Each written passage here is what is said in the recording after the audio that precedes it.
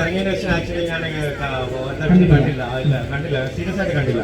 ഇടയ്ക്കൊക്കെ എപ്പിസോഡ്സ് പിന്നെ ഈ വീക്കെൻഡ് എപ്പിസോഡ് കാണുമായിരുന്നു. ഞാനിപ്പം അതും അധികം കാണുന്നില്ല. കാരണം വെച്ച് കഴിഞ്ഞാല് വിഷമം കൊണ്ടാണ് കേട്ടോ, വേറെ ഒന്നുമല്ല. കാരണം വെച്ച് കഴിഞ്ഞാല് കാണുമ്പോഴത്തേക്ക് മിസ് ചെയ്യും.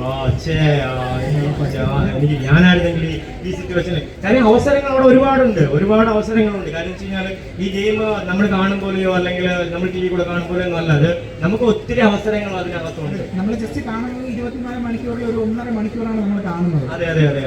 അതിനകത്ത് ഇങ്ങനെ വാരി വിതറിയിട്ടിരിക്കുക അവസരങ്ങൾ. നമുക്ക് വേണമെങ്കിൽ ഏത് വേണമെങ്കിലും എടുത്ത്. എനിക്കെന്ന് വെച്ച് കഴിഞ്ഞാൽ അവിടെ എന്നെ സംബന്ധിച്ച് എനിക്ക് അവസരങ്ങൾ മാത്രമേ ഉണ്ടായിട്ടുള്ളൂ. ഈ പ്രോബ്ലംസ് ഉണ്ടാകാം, അല്ലെങ്കിൽ പ്രശ്നങ്ങൾ ഉണ്ടാകാം, അല്ലെങ്കിൽ അടിപൊളി സ്ക്രിപ്റ്റ് ഉണ്ടാകാം. അതുവഴി ഞാൻ ഇന്റർവ്യൂവിൽ പറഞ്ഞ ഒരു കാര്യം എന്ന് വെച്ച് കഴിഞ്ഞാൽ അവർ ചോദിക്കുന്ന എല്ലാവരും നിങ്ങൾ ആര് പോയിരുന്നാലും നിങ്ങളുടെ ചോദിക്കുന്ന ഒരു ചോദ്യം അവർ ചോദിക്കും, ഉറപ്പായിട്ടും ചോദിക്കും, എന്തുകൊണ്ടാണ് ബിഗ് ബോസ് എന്നുള്ള ഒരു ചോദ്യം ചോദിക്കും. നിങ്ങൾ എന്തുകൊണ്ടാണ് ബിഗ് ബോസ് തിരഞ്ഞെടുത്തത്, എന്തുകൊണ്ടാണ്? ഞാൻ അവരോട് പറഞ്ഞ ഒരു കാര്യം എന്ന് വെച്ച് കഴിഞ്ഞാൽ സാർ 100 days ഓടുന്ന ഒരു മൂവിയാണ് ബിഗ് ബോസ്. 100 ദിവസം എന്താണെന്നാലും ഓടും. ആ ബിഗ് ബോസ് അതിൽ അഭിനയിക്കാൻ വന്നൊരു നടനാണ് സാർ. അപ്പൊ അതിൽ അഭിനയിക്കാൻ വന്നൊരു ഹീറോ ആണ്. അപ്പൊ അവർ ചോദിച്ചു ഹീറോ ആണോ, അപ്പൊ വില്ലനെ ഇഷ്ടമല്ലേ എന്ന് വെച്ചു. ഓക്കെ, വില്ലനും ആയിരുന്നാലും ശരി, നടനായിരുന്നാലും ശരി, കോമഡിയനായിരുന്നാലും ശരി, 100 days ഗ്യാരണ്ടി ഉള്ള ഒരു സാധനമാണ്. നമ്മൾ കറക്റ്റായിട്ട് പ്രോപ്പറായിട്ട് പിടിച്ച് നിൽക്കാന്നുണ്ടെങ്കിൽ നമുക്ക് തിരിച്ചൊരു ഹീറോ ആയിട്ട് കൂടി തന്നെ നമുക്ക് മാത്രമല്ല അത്